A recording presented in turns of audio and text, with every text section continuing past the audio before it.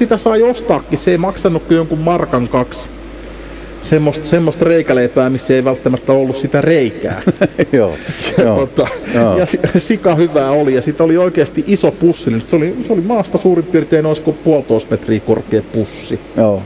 Eikö se nykyään reikäleivä tehdä sillä lailla, että siihen ei ihminen paljon käsillään koske, että se tulee muovipussissa valmiina hihnalta, että joskus muistan käyneeni joululaiselle tuossa leipomossa vuosia sitten, mutta silloin tehtiin jo siihen malliin, että kone teki, että ihminen vaan katteli, kun leipää tulee. Et se oli ihan liukuhihna hommaa tuo jälkkärin teko nykyään. Näin mä oon ymmärtänyt. Joo, mä en itse asiassa mä en tiedä miten se leipä menee, mutta kyllähän se todennäköisesti nykyään, kun kaikki pitää saada niin tuotantotehokkaasti tehtyä, niin varmaan tosi iso tuuni, olisiko ne miten monta neliöä ne nyt sitten onkaan, useita kymmeniä varmaan neliöitä. Niin, tulee hihnaltahan niitä tulee tuossa oululaisella, mutta sokerileipureitahan aina tarvitaan, jotka tekee sitten kakut ja niitähän ei koneella tehdä, jotka tekee muovaa sitten herkut. Nyt meillä on muuten taas täällä puhelu, katsotaan onko siellä mitään järkevää, ei ole enää. Tällaista tää on, kun ne ei jaksa odottaa siinä. Mitäs sitten? Pianoa me ollaan nyt, laitetaan nyt vielä yksi pianokappale tuohon soimaan. Niin. Nyt siellä on muistaakseni, jos en mä ihan väärin muista, siellä on 3 jäljellä. Eli siellä on yksi mahdollisuus, että sieltä tulee toi... 2, 3 on. Itse asiassa mulla on 4 täällä. Aha, 1, no 2, sitten mä muistin väärin. Niin Joo. Eli mä olen voinut myös, kun mä olen melkein jo dementoitunut, niin tämä on täysin mahdollista, että mä oon laittanut jonkun useampaan kertaan. Joo, no ei, mä voin muistaa väärin ihan hyvin. Siellä on nyt mahdollisuuksia on ainakin tämmöinen, että siellä on elokuvasta jatslaulaja, Sonny Boy-niminen kappale. Sitten siellä on mahdollisuuksena Myrskyluodon Maija, toinen. Niin sekin oli. Ja sitten 3 on tällainen vanha slaageri menestyshitti, Sentimental Journey, muistaakseni jostakin 40-50-luvulta. Se oli silloin hitti, että mäkään en ole sitä oikeastaan kuullut, että se sattui mulla olemaan nuottina vaan ja tuli sitten itsekin joskus sitä hauppuiltua ja toin sulle soitettavaksi.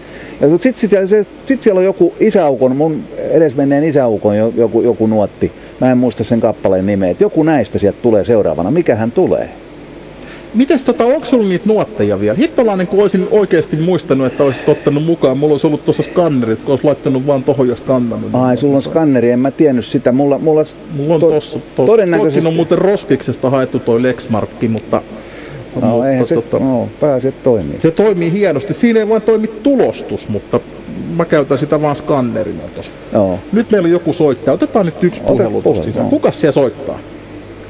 Tästä soitaan Jorma. Niin, kuka Jorma? Niin. Mitäs Jormalle muuta? No, terveisiä. Haluat lähettää terveisiä? Joo. No kuule, anna mennä nyt sitten. Terveisiä kaikille. Во всем крутым чувакам. Я очень вас люблю. Пока.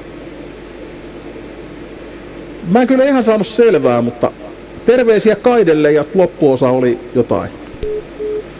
Näin, se oli sitten pikainen puhu. Terveiset meni perille. Ne meni perille, joo. Mut joo, katsotaan mitä sieltä muuten kuuluu. Mulla oli äsken, kun mä laitoin soimaan, niin mulla oli vähän pari liukua väärin tässä, mutta... No ei vielä, otetaan tosta... Aha, palkkakysymys. Erityisopettajan palkka on suurin piirtein samanlainen kuin esimerkiksi luokanopettajan palkka, ehkä pikkusen parempi. Se riippuu niin monesta asiasta, kuinka monta viikkotuntia opettaja opettaa ja onko jotakin muita tehtäviä sitten koulussa, mistä maksetaan erikseen ja niin edelleen. Mutta sanottakoon, että yksi sellainen merkittävä etu oli aikanaan tarkkailuluokan opettajalle, että pääsi 5-5 eläkkeelle, niin kuin meikäläinenkin. Mutta että nykyään niin ei enää tätä etua ole. Ja sanottakoon sitten vielä sekin tässä lopuksi, että aikanaan joskus muinaisuudessa, ennen kuin meikäläinen näihin hommiin tuli, niin tavallisen luokanopettaja ja tarkkismaika palkkahaitari oli 7 palkkaluokkaa. Et se oli rahassakin jo aika paljon, mutta pikkuhiljaa nämä palkat on tasottunut tässä vuosien varrella, että opettajille maksetaan suurin piirtein yhtä huonoa palkkaa kaikille. Että sellaista. Niin sekin kumminkin on tärkeä ammatti, että Joo. Tuosta kohtaa mun mielestä toi on taas väärä paikka lähteä tinkimään koulutus. No kaikillahan on mielestään jokseenkin huono palkka, että riippuen nyt vähän tietysti ammatista, mutta että aika moni pitää palkkaansa vähän huono. No siellä näköjään lisää tulee. Aha, juu, miten jaksaa päivästä toiseen? No okei, se siis niin kuin mä sanoin tuossa, niin ensinnäkin mikä auttaa tuohon jaksamiseen on tietysti hyvä työporukka aina. Olkoon se ammatti mikä tahansa, niin jos se työporukka on sellainen, joka niin kuin, pystyy toimimaan yhdessä ja asettaa yhteisiä tavoitteita ja sitten myöskin toteuttamaan niitä asettamia juttuja. Niin. Ja sitten huumori on aika tärkeä, että jos se menee niin kuin sellaiseksi väkisin vääntämiseksi, niin eihän mistään hommasta mitään tule. Semmoinen huumori ja kevyt asenne, siis mä jotenkin kiteyttäisin sen niin, että tosissaan, mutta ei koskaan vakavasti pitää hommat tehdä, että sillä mentiin. Et kyllä, en mä tiedä, onko tuossa kukaan matkan varrella varsinaisesti uupunut noista meikäläisenkin tutuista kollegoista, että kyllä sieltä kaikki ne on niin kuin kutakuinkin terveinä päänsä eläkkeelle ja vissiin täyspäisinä, itsehän on huono mennä itsestään mitään sanomaan. Mutta yksi mikä opettajilla tietysti, vai onko se harhaluulo? Niin. Pitkät kesälomat.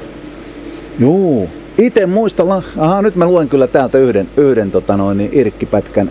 Itse muistan lapsuuteni tarkkisluokalla karttakeppi, viuhu ja muutenkin oli niitä tietojen hakkaamishuone.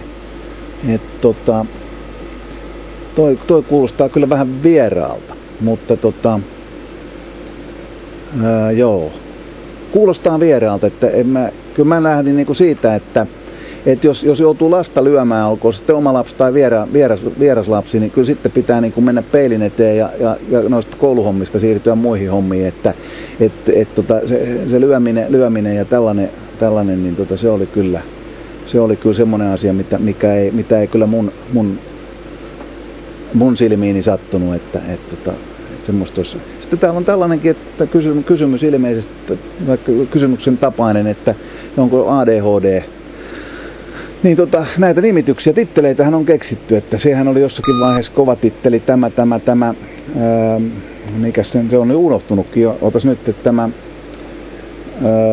MBD kirjainyhdistelmä ja nyt on sitten ADHD. Eikö se ole yksi ja sama asia? No suurin piirtein ne on samat, että amerikkalaiset keksii aina vähän uusia titteleitä, mutta että nämä on vaarallisia asioita niin kuin laittaa lapsia niin kuin, onko sellaisia suuntaan antavia diagnooseja on, mutta että kaikki lapsethan on erilaisia kuitenkin. Että kyllähän nämä tietysti jonkunlaisia ryhmitystä voi olla, mutta että kaikki lapset on erilaisia ja nuoret on erilaisia.